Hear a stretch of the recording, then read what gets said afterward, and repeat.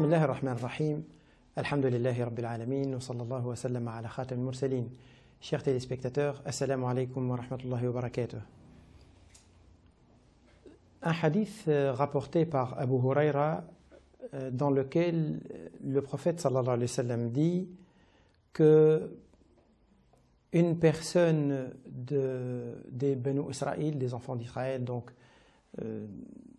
avant l'envoi du prophète sallallahu alayhi wa sallam, avait demandé à un ami à lui de lui prêter 1000 dinars et que l'homme à qui cet argent a été demandé avait demandé des témoins. Son ami lui dit « Allah suffit, Dieu suffit comme témoin ». Il lui dit « Va chercher dans ce cas-là un garant ». Et son ami lui répond de la même manière que Dieu suffit comme garant. Il lui dit « Tu as raison, c'est vrai ». Il lui prête de l'argent.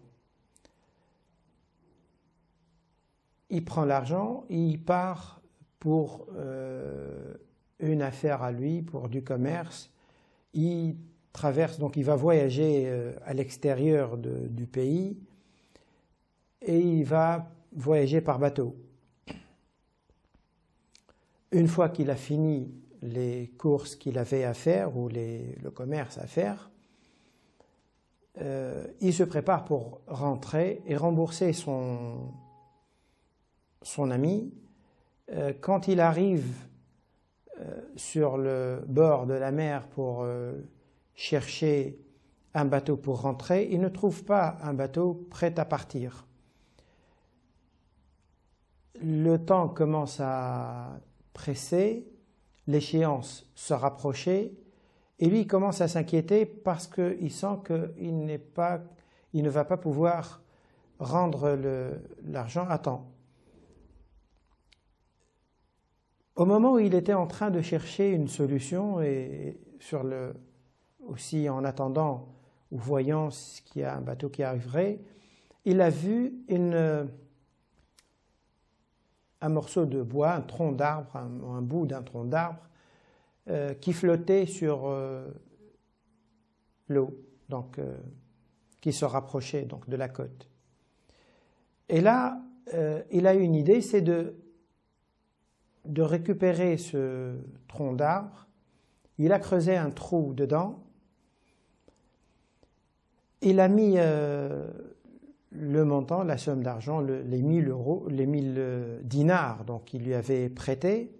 Et puis, sur un bout de papier, il a écrit de la part d'un tel pour lui, à l'attention d'un tel pour son ami. Sache que j'ai remis la somme d'argent à mon garant et il va vous les remettre. Il creuse un trou dans ce tronc d'arbre, il met dedans l'argent et le papier, et puis il le ferme avec quelque chose d'hermétique pour que ça puisse tenir.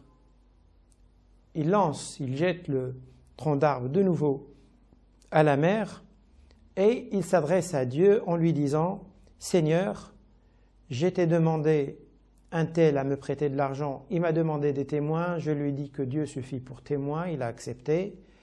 Il m'a demandé un garant et je lui ai dit que Dieu suffit comme garant. Et il a accepté également. Là, je n'arrive pas à lui rembourser sa dette. Aide-moi à lui faire parvenir son argent. Il a lancé, donc, où il a jeté ce tronc d'arbre et puis il repart.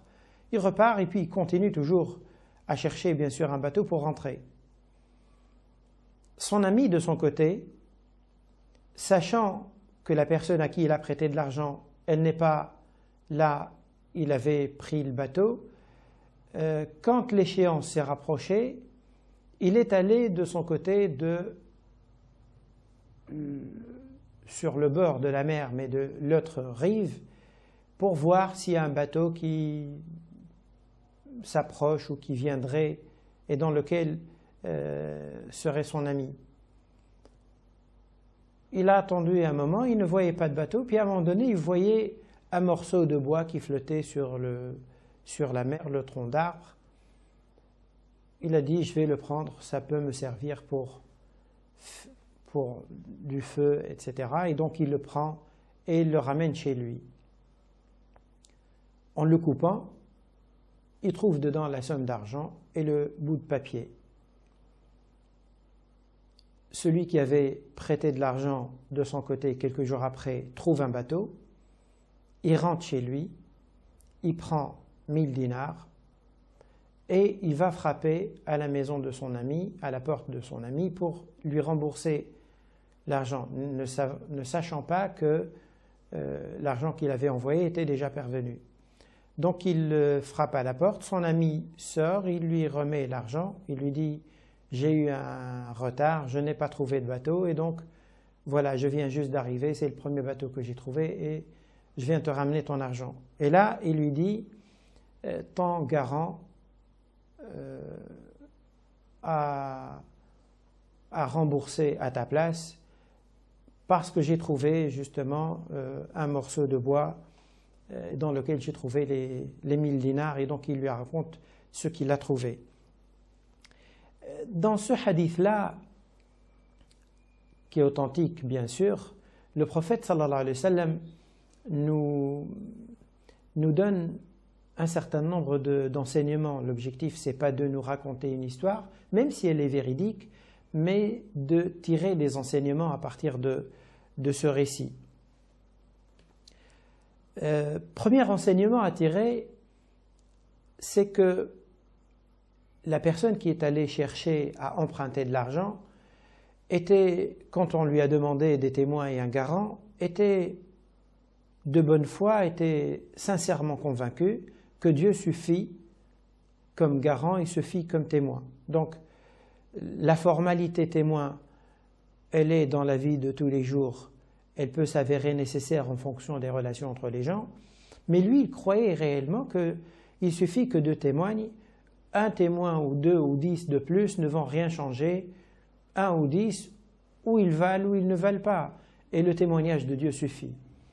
Et un garant également, qu'il y ait ou qu'il n'y ait pas, du moment que lui, il est persuadé que Dieu garantit, que lui, il est sincère dans le sens où il a l'intention ferme de rembourser.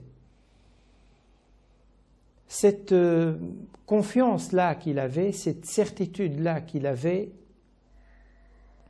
a fait en sorte que le jour où il s'est trouvé avec un empêchement et que malgré la bonne foi, malgré l'effort qu'il a fait pour rentrer à temps et rembourser son ami, il n'a pas réussi,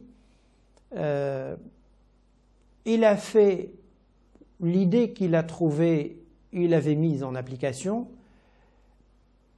pour cet état d'esprit, pour sa certitude, pour sa confiance réelle et profonde en Dieu, pour sa sincérité.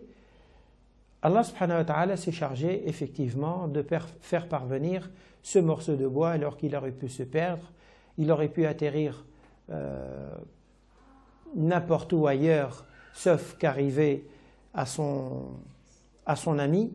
Donc Allah subhanahu wa ta'ala a fait en sorte que ce morceau de bois et l'argent qu'il contient arrivent à bon port et à la bonne destination. Et donc Allah subhanahu wa ta'ala lui a remboursé sa dette effectivement. C'est important de souligner ici que avoir confiance en Dieu, avoir la foi en Dieu n'est pas synonyme d'inaction. C'est pas seulement un vœu pieux et puis attendre que les choses se dénouent, se déroulent d'elles-mêmes.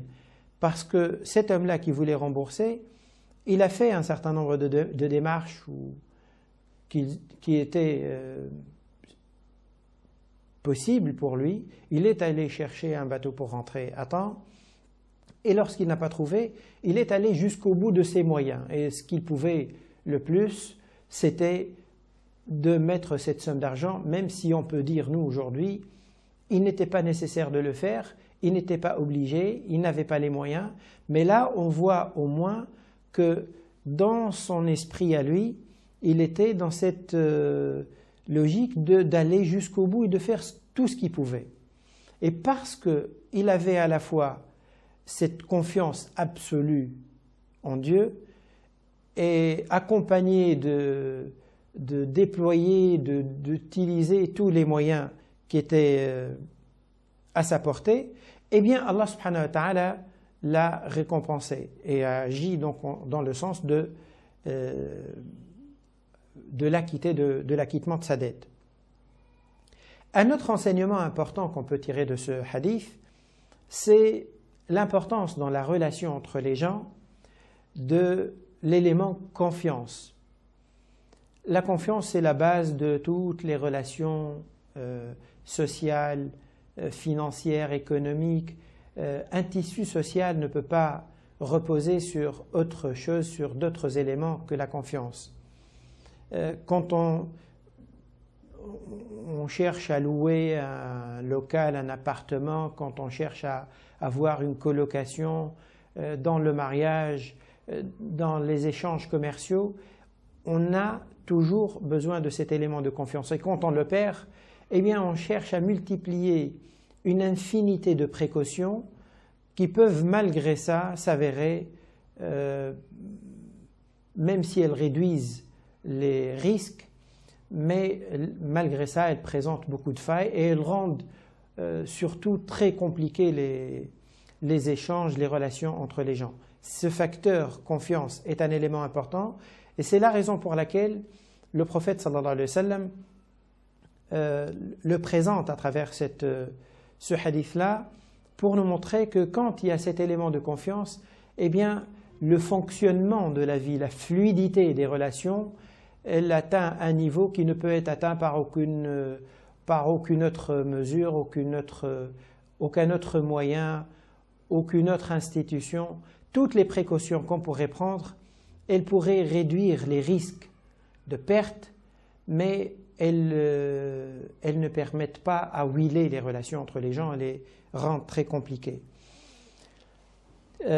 Cette honnêteté dans les relations, cette confiance, le scrupule dans les relations est donc un élément tellement fondamental que d'ailleurs un jour le prophète sallallahu alayhi wa sallam avait dit que lorsque vous voyez la confiance entre les gens et l'honnêteté et le fait de respecter les engagements, les dépôts qu'on vous confie, les tâches qu'on vous attribue, lorsque vous voyez cet ingrédient-là commencer à devenir une denrée rare dans la société ou dans les sociétés au pluriel, eh bien, sachez bien que là, l'ensemble de cette expérience humaine sur Terre, de la vie sur Terre, elle est en train de s'approcher de sa fin.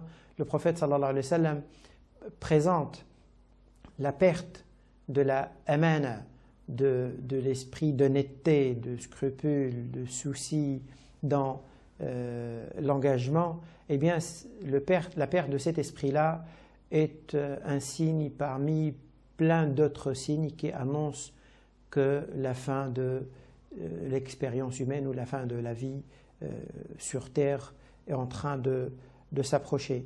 La société dans laquelle nous vivons aujourd'hui, elle nous fait sentir que c'est surtout l'efficacité qui rend une personne appréciée par les gens, peu importe les moyens par lesquels cette efficacité se réalise. Le prophète sallallahu alayhi wa sallam, lui, à travers ce hadith, nous apprend que c'est l'honnêteté qui rend apprécié par Dieu d'abord, qui est plus important que l'appréciation des gens, mais qui rend également apprécié par les gens. Et que entre efficacité et honnêteté, certainement l'une, elle paraît techniquement performante, la deuxième, elle permet, au niveau de la durée et de la qualité des relations entre les gens, elle est certainement beaucoup plus utile, beaucoup plus profitable et elle rend le cadre et le type de relation entre les gens beaucoup plus souple, beaucoup plus fluide, beaucoup plus sûr, beaucoup meilleur. Wassalamu alaikum wa wa rahmatullahi wa barakatuh.